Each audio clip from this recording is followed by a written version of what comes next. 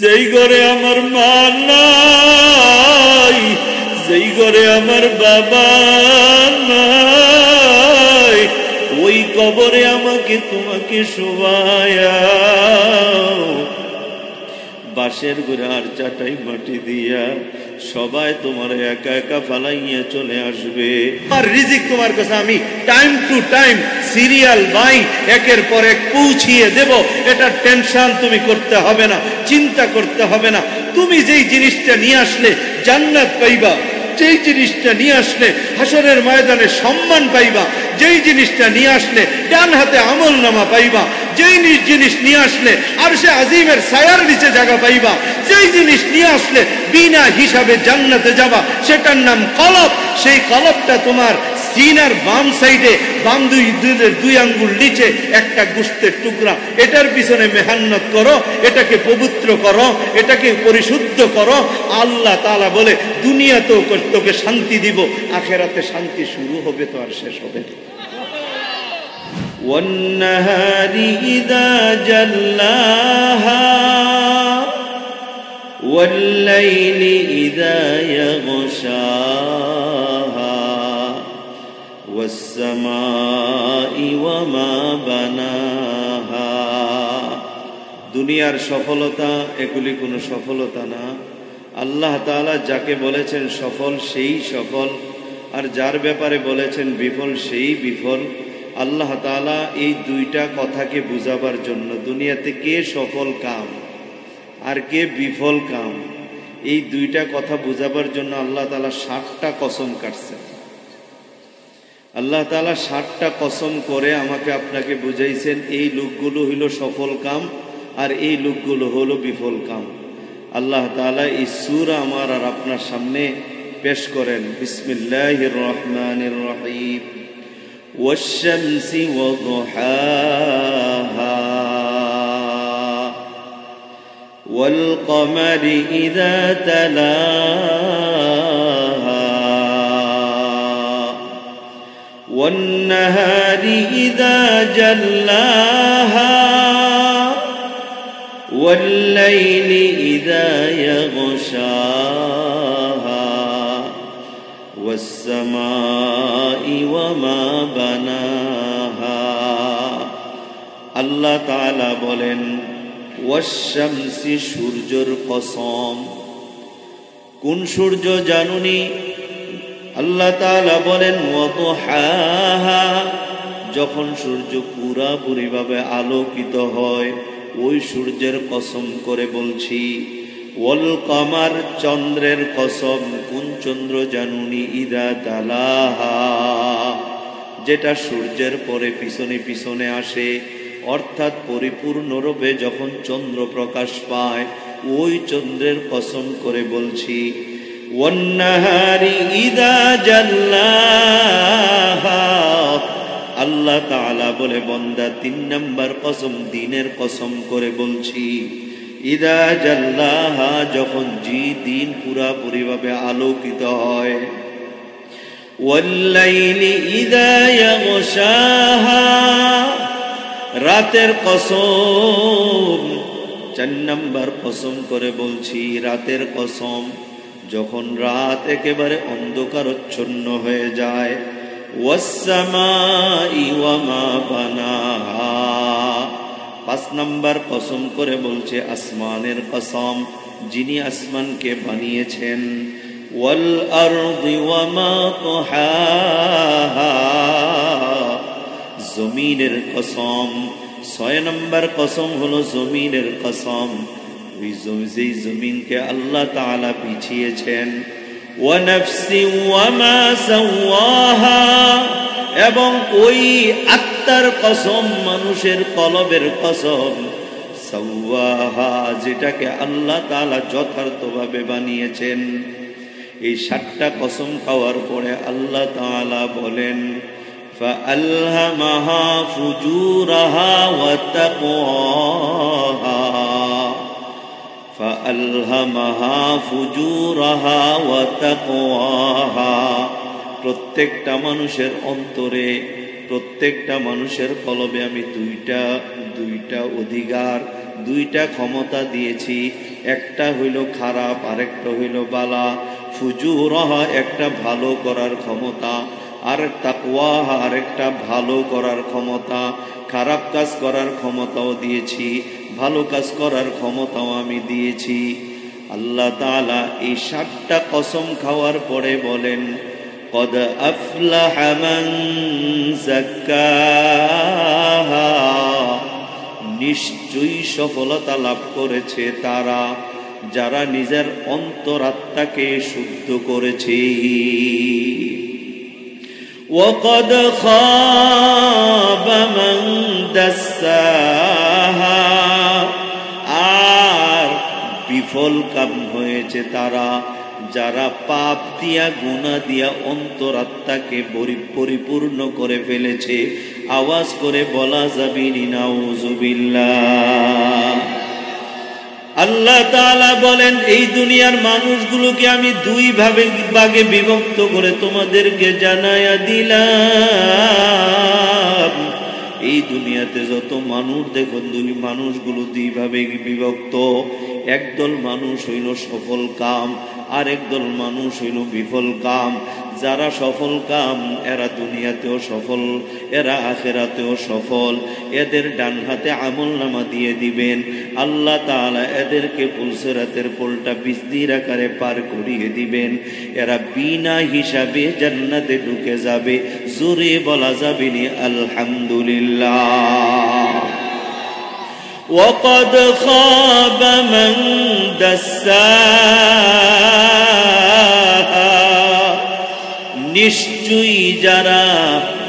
নিশ্চয়ই বিফল হইল তারা যারা পাপে কলবকে পরিপূর্ণ করেছে। এরা দুনিয়া থেকে যাওয়ার পরে বাম হাতে আমলনামা পাবে। পুলসিরাতের পুল পার হওয়ার সময় টুকরা টুকরা হইয়া জাহান্নামের অতল গহ্বরে পড়ে যাবে। আওয়াজ করে বলা যাবে নাউযুবিল্লাহ। ও কুলবাড়ি এলাকার মুসলমান, অনুরোধ করে বলে যায়, আল্লাহ তাআলা যে সফলতার কথা বলেছেন ওই সফলতার রাস্তায় হাঁটো, ওই সফলতার রাস্তায় চলো। ওই সফলতা যেখানে গেলে আসবে, যার কাছে গেলে আসবে, যে আমল করলে সফলতা আসবে, ওই আমলগুলো করো, ওই পথে চলো, ওই লোকগুলোর কাছে যাও। আল্লাহর কসম বাবা, একদিন দুনিয়াটা শেষ হয়ে যাবে। এই দুনিয়া শেষ হয়ে যাওয়ার পরে তোমাকে আমাকে বাবা 3 টুকরা 5 টুকরা কাফনের কাপড় দিয়া প্যাকেট বানায়া ওই বাজারের নিচে পুষ্কুনির পারে কবর নামক একটা ঘর। এ বাবা, এই কবর থেকে একদিন তোমাকে আমাকে উঠানো হবে হাসরের ময়দানে। হাসরের ময়দানটা যেদিন কায়েম হবে, এ বাবা, সেদিন কোনো উকিল ব্যারিস্টার সুপারিশকারে থাকবে না। আমি আর তুমি হব আসামি। আল্লাহ তাআলা বিচারের চেয়ারে থাকবেন, আল্লাহ তাআলা হবেন বিচারক। আমার আর তোমার গোটা জীবনের হিসাব নিবেন। আল্লাহ তাআলা বলেন, ও বান্দা বান্দিরা, হাসরের ময়দানে সর্বপ্রথম আমি সবার কাছে একটা জিনিস চাবো। ওই জিনিসটা যদি আমি আল্লাহকে দিতে পারো, আমি আল্লাহ ওয়াদা দিলাম তোমাকে আমি সোজা জান্নাতে ঢুকিয়ে দিব। ইয়াউমা লা ইয়ানফাউ মালু ওয়ালা বানুন। আল্লাহ তাআলা বলে, বান্দা, ও দুনিয়ার পয়সাওয়ালার শুনিয়া রাখো, ও দুনিয়ার বাড়িওয়ালারা শুনিয়া রাখো, দুনিয়ার ক্ষমতাওয়ালারা শুনিয়া রাখো। হাসরের ময়দানে তোমার বাড়ি কোনো কাজে আসবে না, তোমার পয়সা কোনো কাজে আসবে না, সন্তান আদি কোনো কাজে আসবে না। ইল্লা মান আতাল্লাহ বিকলবিন সালিম। যদি আমি আল্লাহর কাছে একটা পরিশুদ্ধ কলব আনতে পারো, আমি আল্লাহ তোমার কাছে শুধু পরিশুদ্ধ কলবটাই চাবো। যদি পরিশুদ্ধ একটা কলব আমি আল্লাহকে দিতে পারো, আল্লাহ বলে বিনা হিসাবে জান্নাত। দুনিয়ার কোনো পয়সা, আল্লাহ তাআলা বলেন, এটা আমি বলি নাই। আল্লাহ তাআলা বলেন, ইয়াউমা লা ইয়ানফাউ মালু ওয়ালা বানুন। সন্তান কোনো কাজে আসবে না, সম্পদ কোনো কাজে আসবে না, তোমার সভাপতিত্বগিরি, সেক্রেটারিত্বগিরি, তোমার কেশিয়ারিত্বগিরি, তোমার মাদ্রাসার মুহতামিমগিরি, তোমার ইমামতিত্বগিরি, তোমার খতাবতগিরি, আমার মুফতিগিরি, শাইখুল হাদিসগিরি, ওয়াজগিরি, আল্লাহর কসম কোনো নেতার নেতাগিরি, কোনো এমপির এমপিগিরি, কোনো মন্ত্রীর মন্ত্রীগিরি, প্রধানমন্ত্রীর প্রধানমন্ত্রিত্ব, প্রেসিডেন্টের প্রেসিডেন্টত্ব কোনো কাজে আসবে না। এটা আমি বলি নাই, আল্লাহ বলেন। হাসরের ময়দানে কিচ্ছু কাজে লাগবে না, সুন্দর চেহারা কাজে লাগবে না, কালো চেহারা কোনো নিগৃহীত হবে না।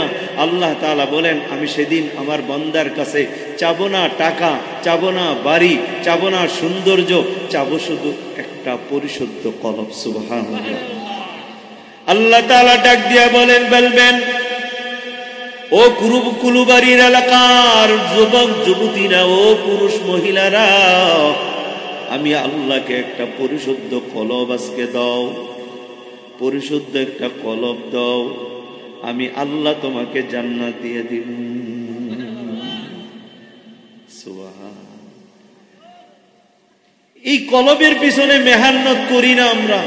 মানুষ যেই জিনিসের পিছনে মেহান্নত করে, আল্লাহ তাআলা ওই জিনিসকে দামি বানায় দেন। আমার আর আপনার এই পিছনে একটা মসজিদ, এই মসজিদে যখন মানুষ হাত দিল, টাইলস লাগাইলো, মসজিদ সুন্দর হয়ে গেল, আবার এসএস লাগাইলো, আরো সুন্দর হয়ে গেল, ফ্যান লাগাইলো, আর একটু ভালো হয়ে গেল, লাইটিং করলো, আরো ঝাঁকজমক হয়ে গেল। মানুষ যেখানে হাত দেয় ওইটাই সুন্দর হয়ে যায়, ওইটাই দামি হয়ে যায়, ওইটাই মূল্যবান হয়ে যায়। আল্লাহর কসম, তুমি আর আমি যদি আমার কলবের পিছনে আমি আর আপনি মেহান্নত করি, আমার আর আপনার কলবটা দামি হবে। দুনিয়ার এই সম্পদ আমার আর আপনার নয়। আল্লাহ তাআলা বলেন, এই দুনিয়ার সম্পদ আমি আল্লাহর, তোমাকে দেওয়া হয়েছে অল্প কিছুদিন ব্যবহারের জন্য। কি কথা ঠিক কিনা? আল্লাহ তাআলা বলে, বান্দা, এই বাড়ি তোমার না, এই বাড়ি তোমার না, এই বাড়ির মালিক আমি, এই জমি তোমার না, জমির মালিক আমি, তোমার এই ক্ষমতা না, এই ক্ষমতার মালিক আমি, টাকা তোমার না, টাকার মালিক আমি, এই সন্তান তোমার না, সন্তানের মালিক আমি, সব কিছুর মালিক আমি। এগুলির পিছনে মেহান্নত করে লাভ নাই। এগুলি যতটুকু যা কিছু করার এগুলি আমিই করব। তোমার সন্তানের ভবিষ্যৎ আমি আল্লাহ চিন্তা করব, তোমার সন্তানের জায়গা জমির আমি চিন্তা করব, বাড়িঘরের চিন্তা আমি করব। দুনিয়ার পিছনে মেহান্নত এত করার দরকার নেই। দুনিয়া যতটুকু পাওয়ার তুমি অতটুকু পেয়ে যাবা, কারণ আমি তোমাকে বানানোর 50,000 বছর আগে তোমার জন্য সব বরাদ্দ করে ফেলেছি। টাইম টু টাইম একের পর এক আসতেই থাকবে, শুধু তুমি অপেক্ষা করবা আর একটু ধৈর্য ধরবা। আমি তোমার রিজিক তোমার কাছে পৌঁছিয়ে দিব। তোমার একটা সরিষা দানা পরিমাণ রিজিক থাকা আগ পর্যন্ত তোমার মওত হবে না, আজরাইল তোমার ঘরে আসবে না, তোমার মৃত্যু হবে না, তোমাকে দুনিয়ার থেকে উঠিয়ে নেওয়া হবে না। তোমার আশরাফ আলী থানভী রহমাতুল্লাহ আলাইহি উদাহরণ দিয়েছেন এইভাবে, কেউ যদি একটা আয়না রেখে দেয়, আয়নার উপরে ময়লা পড়ে, এটার উপরে বালু পড়ে, চেহারা যদি দেখে তখন চেহারা ঘোলা ঘোলা দেখা যায়, তখন যদি সে আলতুভাবে একটু আয়নার উপরে কাপড় বা হাত দিয়ে মোছা দেয়, বালুগুলো সরে যায়। এরপরেও আয়না পুরাপুরি পরিষ্কার হয় না, কিছু সাদা সাদা কালো কালো ফুট ফুট দাগ পড়ে থাকে। কাপড় ভিজিয়ে অথবা শুকনা কাপড় দিয়ে যদি শক্ত করে ডলা মারে, তখন আয়না একেবারে পুরাপুরিভাবে স্বচ্ছ পরিষ্কার হয়ে যায়। তখন ওই আয়নাতে চেহারা দেখলে একেবারে স্বচ্ছ পরিষ্কার চেহারা দেখা যায়। কথা ঠিক কিনা গান?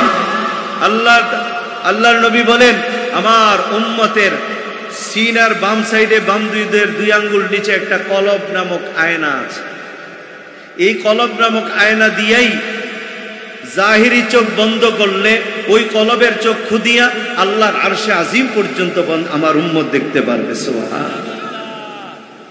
এই কলবের উপরে যখন বান্দা গুনাহ কবিরা করে, গুনাহ কবিরা করলে একটা কালো দাগ পড়ে, আবার যখন গুনাহ সগীরা পড়ে বালুর মতো উপরে আবরণ পড়ে যায়। যখন আল্লাহ পাকের জিকির করে তো গুনাহ সগীরার বালুর আবরণগুলি কলবের উপর থেকে দূর হয়ে যায়।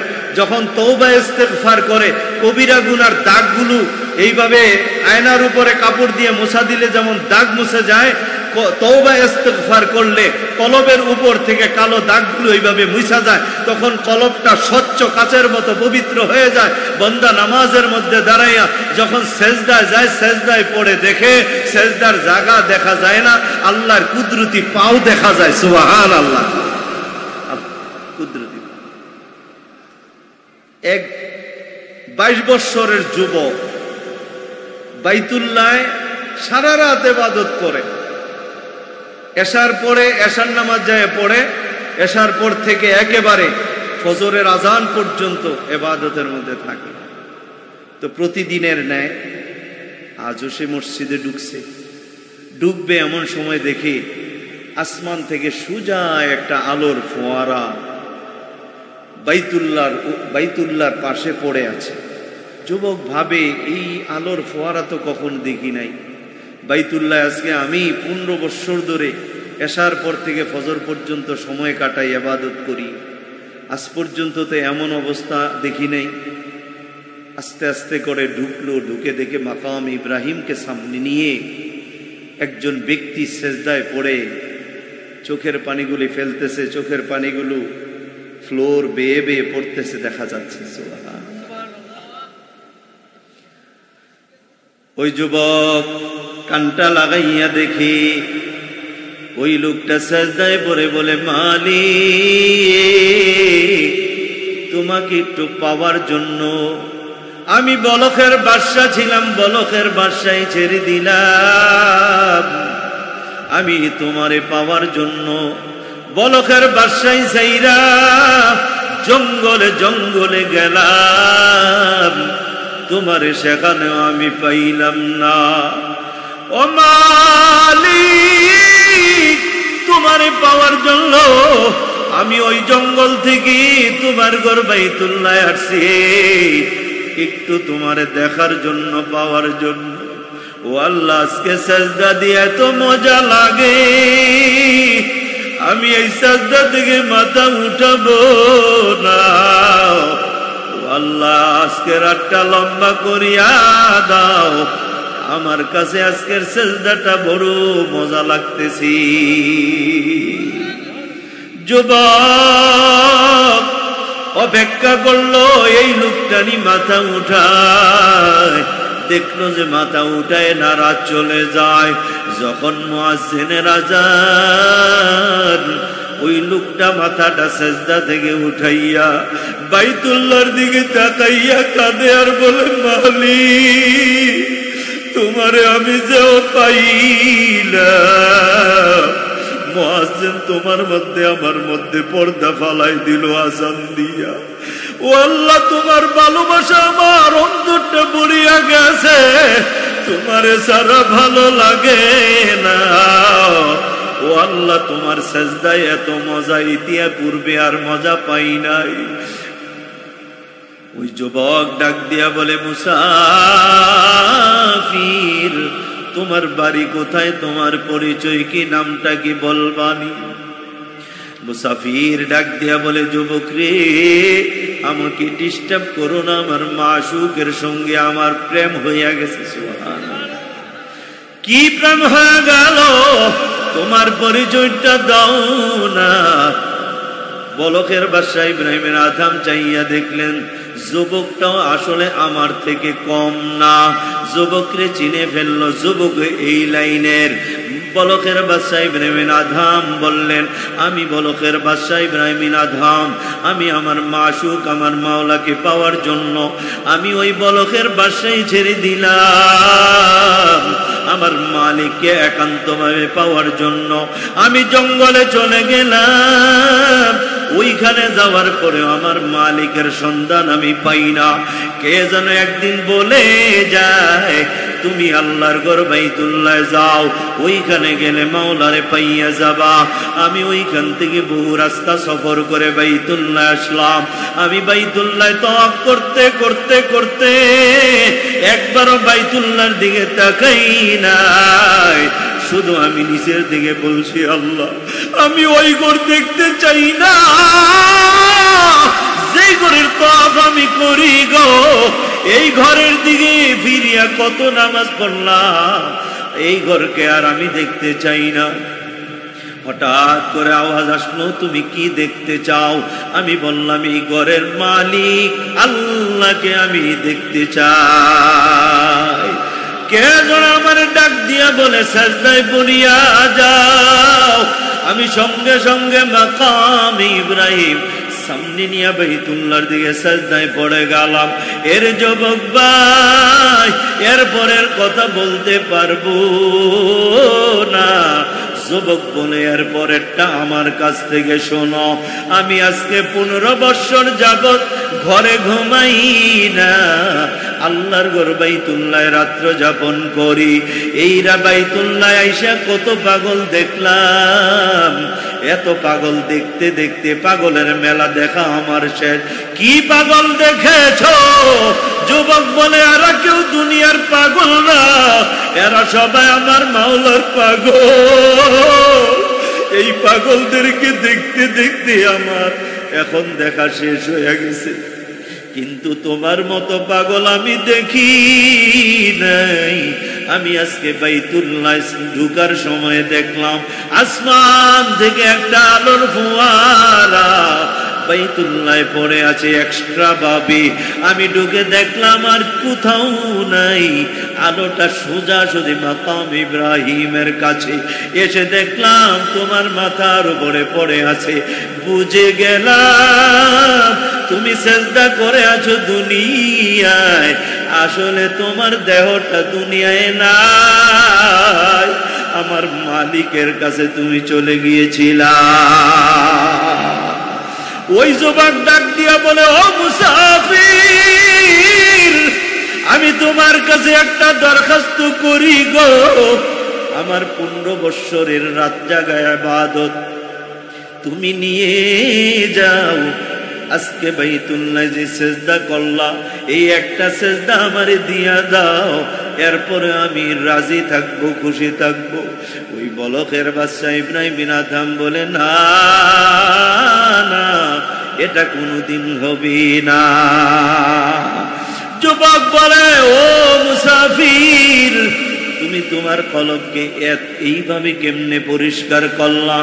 আমি মুরাকাবা করে দেখলাম গো, তোমার কলবের ভিতরে আমার আল্লাহ ছাড়া কেউ নাই। জোরে বলা যাবিনি সুবহান। আল্লাহ তাআলা বলেন, কদ আফলাহা মান যাক্কাহা, নিশ্চয়ই সফলতা লাভ করেছে তারা যারা নিজের কলবকে অন্তরকে পরিশুদ্ধ করেছে। আর বিফল হয়েছে তারা ওয়াকাদ খাবা মান দাসাহা, বিফল হয়েছে তারা যারা কলবকে পরিশুদ্ধ করতে পারে নাই, কলবের ভিতরে গুনাহ জায়গা দিয়েছে। ও কুলুবাড়ির মুসলমান, এই কলবটা এমন একটা ঘর রে, আল্লাহর নবী বলে, কুলুবুল মুমিনা আরশুল্লাহ, মুমিন বান্দার কলব হইল আল্লাহ পাকের আরশ। তুমি আর আমি যখন বাবা গুনার কাজ করি, ওই গুনাহগুলো যাইয়া কলবে জমা হয়। এই কলবের ভিতরে সব গুনাহ জমা হয়। এ মুসলমান ভাই, গুনাহ করার সময় মানুষকে টুকাও, মানুষ নি তোমারে দেখে। আল্লাহ পাক ডাক দিয়া বলে, বান্দা আমি তোরে বানাইলাম, আমি তোরে খাওয়াই, আমি তোরে সবকিছু দিই, আমারে ভয় করলি না, দুনিয়ার মানুষের ভয় করলি। আমি আল্লাহ তো দেখতেছি তুই যে মদের বোতল হাতে নিলি, গাঞ্জা টানলি, ইয়াবা খাইলি। ও গো বান্দা, এই জবানটাই মুখটা কেউ বানায় নাই। এ বান্দা, আমি এই মুখটা কত সুন্দর করে বানাইলাম, এই মুখের মধ্যে কত সুন্দর 32টা দাঁত দিলাম, এই দাঁতের উপর দিয়ে কত সুন্দর জামি গোশতওয়ালা জামি দিলাম, একটা জিহ্বা দিলাম রে, এই দাঁত দিয়া আমার দেওয়া নেয়ামত চাবাইয়া চাবাইয়া খাবি। আমি আল্লাহ পেটে পুষাইয়া মেশিন একটা ফিট করে দিয়েছি, 3টা ভাগ, এক ভাগ রক্ত হইয়া যায়, আরেক ভাগ পেশাব হইয়া যায়, আরেক ভাগ পায়খানা হইয়া যায়। আল্লাহ তাআলা বলে, বান্দা তুই আমাকে বুঝার জন্য দুনিয়ার মেশিনের দিকে তাকায়া দেখ। এই মাইকের মেশিনগুলো 2 ঘন্টা 1 ঘন্টা চললে যদি ফ্যান না চালানো হয় এগুলি গরম হইয়া যায়, কখনো আগুন ধরিয়া যায়, কখনো ব্রাস্ট হইয়া যায়। এরে বান্দা, আমি তোর পাকস্থলীতে এমন একটা মেশিন ফিট করলাম, দৈনিক কতবার কত কিছু খাও, এই খানাগুলো মেশিনের মধ্যে পিষানো হয়। এগুলি তুমি ভাগ করার জন্য রাস্তা তুমি বানাও নাই, পেশাবগুলো পেশাবের রাস্তায় তুমি দাও নাই, পায়খানার রাস্তায় পায়লাগুলো তুমি পাঠাও নাই, রক্তের রাস্তায় রক্তগুলো তুমি পাঠাও নাই। আল্লাহ বলে, বান্দা, ওই মেশিনের প্রতি আমি আল্লাহর হুকুম রে, তোর খানাগুলো চিবাইয়া হজম করিয়া 1 ভাগ পেশাব বানায়া পেশাবের রাস্তায় পৌঁছাইয়া দে, আর 1 ভাগ ময়লা বানায়া পায়খানার রাস্তায় পায়খানা হিসাবে বের করে দেয়, আর 1 ভাগ রক্ত হইয়া যায়। এই রক্ত থেকে আমি আল্লাহ বীর্য বানাই, ওই বীর্য তোর মার রেহেমে আমি কোনো পন্থায় পৌঁছাই, ওই রেহেম থেকে ওই রেহেমের মধ্যে আমি আল্লাহ তোর আকৃতি কত সুন্দর করে বানাইছি। তাকায়া দেখ বানরের চেহারাটা কেমন, তোর চেহারাটা আমি বানরের মতো বানাই নাই, কুকুরের মতো বানাই নাই, শ্রীগালের মতো বানাই নাই, দুনিয়ার কোনো জীব জানোয়ারের চেহারার মতো বানাই নাই, তোরে বানাইলাম আশরাফুল মাখলুকাত, দুনিয়ার মধ্যে শ্রেষ্ঠ মাখলুক তোরে বানাইলাম। তোর চেহারাটা সবচেয়ে বড় সুন্দর, তোরে আমি কত সুন্দর জবান দিলাম, এই জবান দিয়া হালাল খাবি, পেটের মধ্যে হালাল পৌঁছাবি, এই হালাল থেকে যে গ্রানটা বের হবে রে, এই গ্রানে পুরা 7 আসমান 7 জমিন একেবারে আমোদ হইয়া যাবে, জোরে বলা যাবে নি আলহামদুলিল্লাহ। যখন বান্দা তুমি এই জবান দিয়া মদ খাও, আল্লাহ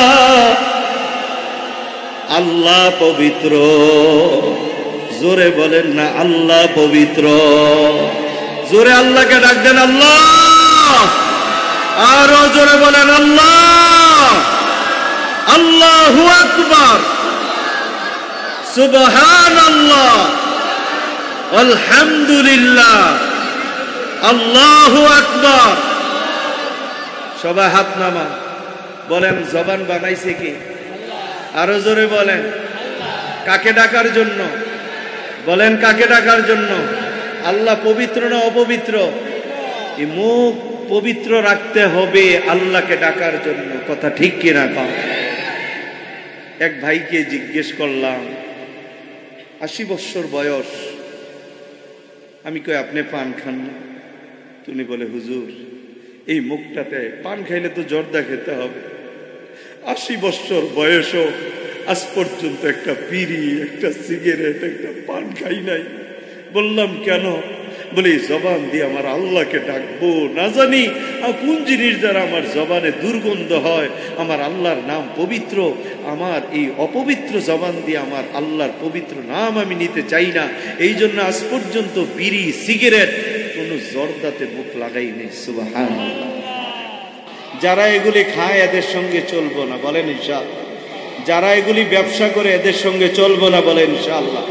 আজ থেকে কুলবাড়িতে আমরা নেশাকে না বললাম, বলেন না, আরো জোরে বলেন না। যারা এগুলি করবে এদের বিরুদ্ধে যুদ্ধ, বলেন যুদ্ধ, নেশার বিরুদ্ধে যুদ্ধ, সবাই বলেন নেশার বিরুদ্ধে, আবার বলেন যুদ্ধ, আবার বলেন কিসের বিরুদ্ধে, আবার বলেন যুদ্ধ, যুদ্ধ, কিসের বিরুদ্ধে, কিসের বিরুদ্ধে? আল্লাহ তাআলা সবাইকে এই যুদ্ধে অবতীর্ণ হওয়ার তৌফিক দান করুন। কলবকে পরিষ্কার করা যায় কয় জিনিসের মাধ্যমে? 2 জিনিস, এক আল্লাহ পাকের জিকির, আরেকটা হইল তওবা ইস্তেগফার। করবেন তো ইনশাআল্লাহ? কলব অপবিত্র হয় 2 জিনিসের মাধ্যমে। কলব অপবিত্র হয় কয় জিনিসের মাধ্যমে? 2 জিনিসের মাধ্যমে। নাম্বার 1 মিথ্যার মাধ্যমে, নাম্বার 2 হারাম খাদ্যের মাধ্যমে। বলেন কলব অপবিত্র হয় কয় জিনিসের মাধ্যমে? 2 জিনিসের মাধ্যমে। নাম্বার 1 মিথ্যা কথার দ্বারা, নাম্বার 2 হারাম খাওয়ার দ্বারা। কলব পরিষ্কার হয় 2 জিনিসের মাধ্যমে, 1 আল্লাহ পাকের জিকির, 2 তওবা ইস্তেগফার। আর কলব অপবিত্র হয় 2 জিনিসের মাধ্যমে, 1 মিথ্যা কথা, 2 নাম্বার হারাম খানা। আল্লাহ তাআলা আমাদের সবাইকে কলব পবিত্র করার তৌফিক দান করুন। হালাল খানার দাম বেশি। হালাল খানার কি দাম বেশি? হালাল খাবেন, যা খাবেন হালাল খাবেন, কম খাবেন হালাল খাবেন, অভাবে থাকলেও হালালের উপরে থাকবেন, কষ্টে থাকলেও হালালের উপরে চলবেন। হারাম কামাই করবেন না, হারাম ধরবেন না। সুদ খাওয়া হারাম, ঘুষ খাওয়া হারাম, জুলুম করা হারাম, পরের হক মাইরা খাওয়া হারাম, মিথ্যা কথা বইলা খাওয়া হারাম। এই হারাম জিনিস খাবো না, ধরবো না, করবো না। বলেন ইনশাল্লাহ, বলেন না? সুদ খাওয়া, ঘুষ খাওয়া, জুলুম কইরা খাওয়া, দখল কইরা খাওয়া, মাইরা খাওয়া, মিথ্যা কথা বইলা খাওয়া, প্রতারণা কইরা খাওয়া, অন্যের হক খাওয়া, এতিমের মাল খাওয়া, বইনের হক মাইরা খাওয়া, ভাইয়ের হক মাইরা খাওয়া, দোকানদারের হক মাইরা খাওয়া, মানুষের হক মাইরা খাওয়া, এই সবগুলো হালাল না হারাম? এই হারাম থেকে বাঁচবো কিনা বলেন? কে কে বাঁচবেন? 2টা হাত উঠে আমার আল্লাহকে দেখায় দেন। নারে তাকবীর। না, এই যুবক, বিরক্ত হইতেছো তোমরা? আপনারা বিরক্ত হচ্ছেন? বললেন ছেড়ে দেব। যুবক আল্লাহর জন্য পাগল হয়ে গেল। আমগো দেশের যুবকরা পাগল হয় মাইয়ার জন্য, আমাদের দেশের যুবকরা পাগল হয় নেশার জন্য, মোবাইলের জন্য। ওই যুবক পাগল হইল আমার আল্লাহর জন্য। বলেন কার জন্য? যুবক আল্লামা শিবলি রহমাতুল্লাহ আলাইহির দরবারে গেলেন, যাইয়া বললেন, হযরত আমি আপনার কাছে বায়াত হতে চাই। এ বাবা শিবলি রহমাতুল্লাহ আলাইহি আগেরকার পিসাবেরা ঢালাও মুরিদ করাইতেন না রে বাবা। দিলের অবস্থা দেখতেন, কি নিয়তে আসছে। আসলেই কি হেদায়েতের রাস্তা পাওয়ার জন্য আসলো, নাকি আমার কাছে কিছু দুনিয়া পাওয়ার জন্য আসলো? অন্তরের অবস্থা দেখা আল্লাহওয়ালারা মুরিদ করাইতেন বাবা। ওই আল্লামা শিবলি রহমাতুল্লাহ আলাইহির কাছে যাইয়া যুবক বললেন, হযরত আমাকে আপনি বায়াত করে নেন। আল্লামা শিবলি রহমাতুল্লাহ আলাইহি চক্ষু বন্ধ করে একটু চুপচাপ বসে রইলেন। একটু পরে বললেন, যুবক আগায় আসো। যুবকের বিনা বাক্যে মুরিদ করায় নিলেন। এ বাবা, যুবকের কিছু আমল দিয়ে বিদায় করে দিলেন।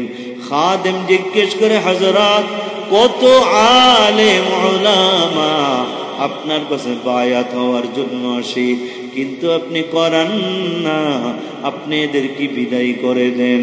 কিন্তু এই যুবকটা আসার পরে কোনো চুচেরা করলেন না, প্রশ্ন করলেন না, এরে আপনি ডাইকা বায়াত করাই নিলেন। কারণটা কি? আল্লামা শিবলি রহমাতুল্লাহ আলাইহি বলেন, আমি দেখলাম এই যুবকের ভিতরে হব্বে মাল নাই, দুনিয়ার মোহাব্বত নাই, টাকার কোনো মোহাব্বত নাই, দুনিয়ার জায়গা জমিনের মোহাব্বত নাই।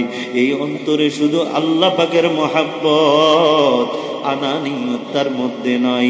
আমি আমি আমি, এটাই তো আমাদেরকে শেষ করে দিল রে বাবা। এ বাবা, বারবার বলি, হক্কানি ওলামায়ে কেরামদের মজলিসে যাও, এদের দরবারে যাও। এ বাবা, এদের থেকে বাবা সবক নাও। ওই চরমানের ময়দানে যাও, নানুপুরের ময়দানে যাও। এ বাবা, সন্দীপের হযরতের কাছে যাও, মুফতি মুশতাকুন নবী কাসিমের কাছে যাও। নিজের আত্মাকে শুদ্ধ করার জন্য, দুনিয়া পাওয়ার জন্য যাইও না রে বাবা। আল্লামা শিবলি বলেন, আমি যুবকের দিলের দিকে তাকায় দেখলাম তার অন্তরে হব্বে জানাই, হব্বে মালও নাই। এই জন্য তারে আমি দেখলাম যে তার অন্তরে মারেফত দেওয়া যাবে, এই জন্য আর কোনো কালাম করলাম না, তারে বায়াত করাই নিলাম। ওই যুবক হুজুরের দেওয়া আমলগুলো বাবা করলো। সবচেয়ে বড় আমল ছিল এই যুবকের চোখের হেফাজত। কোনোদিন বাবা এখান থেকে যাবার পর এই চোখ দ্বারা কোনো বেগানা নারী দেখে নাই, এই চোখ কোনোদিন বেগানা নারীর দিকে পড়ে নাই। চোখের হেফাজত 100% করতে শুরু করলো।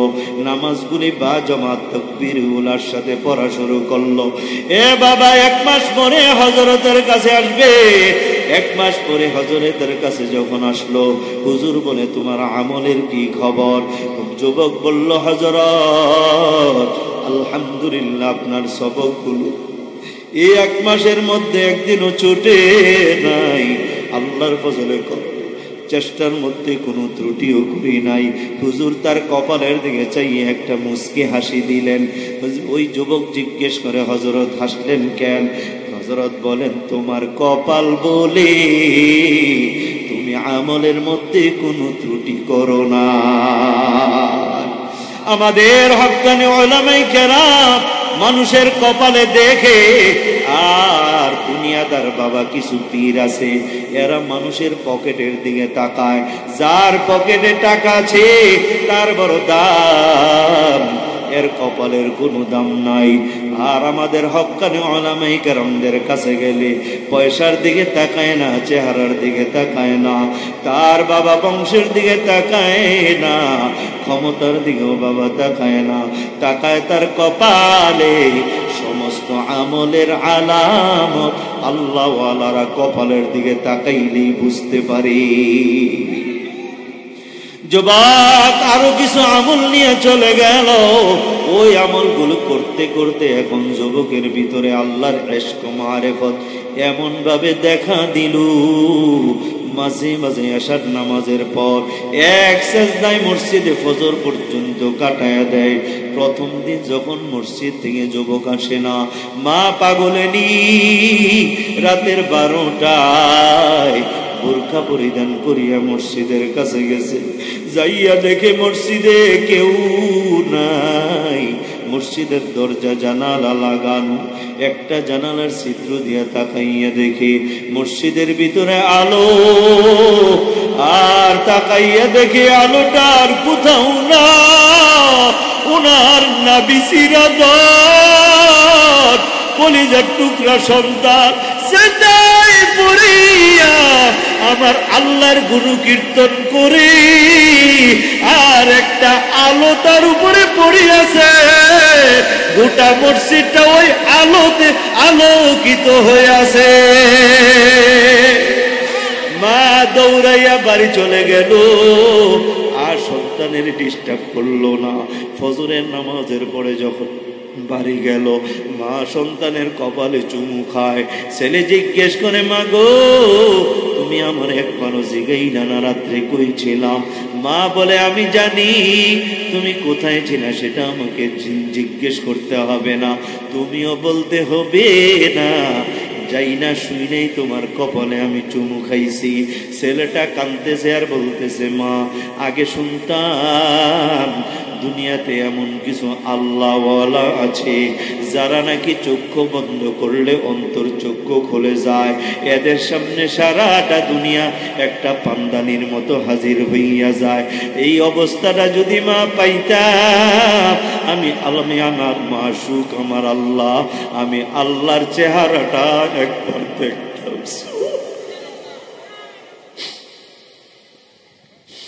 আমি আমার মাসুকের চেহারাটা একবার দেখতাম।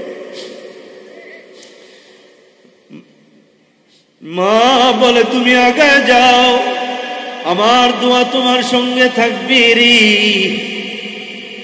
আল্লামা শিবলির কাছে যাইয়ে এই প্রশ্ন করো। যুবকের পরের দিন সহ্য করতে না পাইরা ওই আল্লামা শিবলির কাছে যাইয়া দরখাস্ত করে, হযরত আমার এমন একটা আমল শিখান যে আমল করলে আমার অন্তর চক্ষু গলে যাবে। আমি যখন মুরাকাবায় বসবো আমার অন্তর চক্ষু খুলে যাবে, সারাটা দুনিয়া আমার সামনে পান্দানির মতো হাজির হয়ে যাবে। আল্লামা শিবলি বলে, সম্ভব না, যুবক বলে অসম্ভবকে সম্ভব করব, যদিও জীবন যায়, আপনি শুধু আমারে বলেন। আল্লামা শিবলি বলে, যুবক তোমার আমল সব ঠিক আছে, আরে একটা শুধু কাজ, 2 লোকমা হালাল খানা, যে খানার মধ্যে হারামের কোনো চিহ্ন নাই, বাতাস নাই, এমন 2 লোকমা খানা যদি অন্তরে ভিতরে পৌঁছাইতে পারো, ওই অন্তর চক্ষু খুলে যাবে। যুবক বলে, কোথায় পাবো? বলে, আমিও তো জানি না। যুবক এখন বের হয়ে গেল জঙ্গলের দিকে, মাকে ঘরের পার দিয়া ডাক দিয়ে বলে যায়, মা আমারে মাফ করে দিও, বিদায় দাও, যতদিন আমার মাসুক মাওলারে না পাবো অতদিন তোমার কোলে আমি ফিরে আসবো না। যুবক আল্লাহকে পাওয়ার জন্য জঙ্গলে ঢুকে গেল। যুবকের ধারণায় জঙ্গলে কোনো সুদখোর নাই, ঘুষখোর নাই, হারাম নাই। এই জঙ্গলে হয়তো আল্লাহ তাআলা আমাকে সন্তান দিতে পারে। এ বাবা, কথা আছে না, মান জাদ্দা ওয়াজাদা, যে যেইটা চায় সে সেইটা পায়। যুবক এই উদ্দেশ্যে জঙ্গলে বের হইয়া গেল। চলতে চলতে চলতে ঘুরতে ঘুরতে ঘুরতে বাবা 1 সপ্তাহ আল্লাহকে ডাকে আর কান্না করে আর দৌড়ায়। কোথায় খানা, কোথায় ঘুম, যুবকের খবর নাই। মিয়ানে আশিকে মাশুকে কেরাম জিস কেরামান কাতিবিন না হাম খবর নিস। এ বাবা, যুবক আল্লাহর তালাশে ঘুরতেছে, হঠাৎ খিজির আলাইহিস সালাম তার সামনে হাজির। ডাক দিয়া বলে, যুবক এই আফ্রিকার জঙ্গলের মাঝখানে একটা কুড়ের ঘর আছে, ওই ঘর থেকে যদি 2 লোকমা খানা তুমি ব্যবস্থা করতে পারো, তোমার লক্ষ্য উদ্দেশ্য হাসিল হয়ে যাবে। কোন দিকে যাব? খিজির আলাইহিস সালাম বলে, চলতে থাকো, আমিও জানি না, চলতে থাকো, আল্লাহ তোমার ব্যবস্থা করে দিবে। যুবক চলতে থাকলো আর বলতে থাকলো, মান জাদ্দা ওয়াজাদা, যে যেইটা চায় সে সেইটা পায়। এই কথা বলতে বলতে চলতে শুরু করলো। আল্লাহ পাকের জিকির বন্ধ নাই, আল্লাহ পাকের জবান, আল্লাহ পাকের জিকির জবানে জারি আছে। আমার আর আপনার জবান দিয়া শুধু বাবা দুনিয়ার কথাবার্তা, দোকানে বসলে গীবত আর শেখায়েত। এখন তো বাবা কত গীবত। এই সময়গুলোর জন্য একদিন আফসোস করবেন রে বাবা, ওই দিন আফসোস করলে আর লাভ হবে না, আল্লাহ আর দুনিয়াতে ফিরাই দিবে না। এই জন্য দুনিয়াতে বেহুদা সময় পার করবেন না। কত দোকানদার যাইয়া দেখেন, হাজার ব্যস্ততার মধ্যেও জবানে আল্লাহর জিকির বন্ধ নয়। কত রিক্সাওয়ালা রিক্সা চালায়, ঘাম বেয়ে বেয়ে ভরে, জবানে আল্লাহর জিকির বন্ধ নয়। কত টাকার ড্রাইভার, রাত নাই দিন নাই, ট্রাক চালায় বাবা, মাথার পাগড়ি খোলে না, জবানে আল্লাহ পাকের জিকির বন্ধ নাই। তুমি আর আমি অবসর কেন বাবা আল্লাহ পাকের জিকির থেকে জবান বন্ধ রাখবো? যত জিকির করবা আল্লাহর তত নিকটে আগায়া যাবা।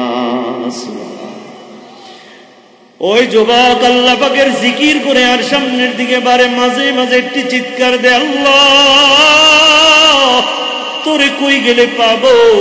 তোর জন্য আমি ঘুরি ময়দানে, তোর জন্য ঘুরি আমি জঙ্গলে পাগলের বেশে। হে বাবা, হঠাৎ করে সে দক্ষিণ দিকে রওয়ানা। একটা বাঘ সামনে দিয়ে আইসা পড়ছে। যুবক ডাক দিয়ে বলে, বাঘ রে, তোরে যে আল্লাহ বানাইছে আমারও আল্লাহ বানাইছে, আমিও আল্লাহর সন্ধানে আসছি, আমারে খাইস না। বাঘ কথা বলতে পারে না, বাঘের তো জবান নাই, তোমারে আমারে না আল্লাহ জবান দিছে। এ বাবা, বাঘটার লেজ দিয়ে আল্লাহ এরা বুঝাইতে চায়, যুবক তোর লক্ষ্য উদ্দেশ্য দক্ষিণ দিকে গেলে হবে না, একটু পশ্চিম দিকে আগা। বাঘটা লেজটা লড়া দিয়া পশ্চিম দিকে রওয়ানা। যুবকটা বাঘের ইশারাটা বুঝে ফেললো, আমারে আল্লাহ রাস্তা দেখার জন্য বাঘটারে পাঠাইছে। বাঘের পিছনে পিছনে রওয়ানা। এ বাবা, যাইতে যাইতে দেখলো ছোট্ট একটা কুড়ের ঘর। বাঘটা লেজ দিয়ে দেখাইয়া চলে গেল। যুবকটা ঘরের দরজা জানালা বন্ধ দেখলো, আঘাত করলো, কিন্তু কোনো কোনো সারা শব্দ নাই। দরজায় নক করলো, কেউ আওয়াজ করে না। যুবক ডাক দিয়া বলে, ওরে ঘরের ভাই, ও ঘরে কে আছো? আমার পেটে বড় ক্ষুধা, আমি বড় ক্ষুধার্ত, আমার একটু খানা দাও। এ বাবা কিছুক্ষণ পরে দরজাটা খুললো। 7 বৎসরের একটা মেয়ে, বড় ফুটফুটে, তার ঠোঁটগুলি লড়তেছিল। যুবক বলে, আমার সঙ্গে একটু কথা বলো। মেয়েটা বারবার ঠোঁটগুলি লড়তেছিল। একটু পরে জিজ্ঞেস করে, কি চাও? একটু খানা চাই। মেয়েটা চক্ষু বন্ধ করলো, এরপরে খুলে বলল, বসো। মেয়েটা ঘরের ভিতর চলে গেল, দরজাটা লাগায় দিল। এ বাবা একটা প্লেটে করে 2টা রুটি আর একটা গোশতের টুকরা যুবকের জন্য নিয়ে আসলো। আইনা দস্তরখান বিছায়া সুন্নত তরিকায় বসে খাইতে বলল। এই লোকটা আর দেরি করলো না রে বাবা, খানা খাইতে শুরু করলো। মাঝে মাঝে মেয়েটার দিকে তাকায়, দেখে যে মেয়েটার ঠোঁটগুলি লড়ে। এই মেয়েটার জিগায়, মা তুমি ঠোঁটলাইরা কি বলো? মেয়েটা বলে, তোমার এত কিছু চাই না, লাভ নাই, তুমি ও বেহুদা কথা বেশি বলো। রুটি খাইতে থাকো, ফাঁকে ফাঁকে আমার আল্লাহর জিকির করো। যুবক বলে, তুমি বুঝি আল্লাহ পাকের জিকির করো? মেয়ে বলে, হা হা, আল্লাহ তাআলা বলছে যারা বেহুদা কথা থেকে জবান বাঁচাবে, আল্লাহর জিকিরের মধ্যে লেগে থাকবে, আল্লাহ তাদের সঙ্গে লেগে থাকবে।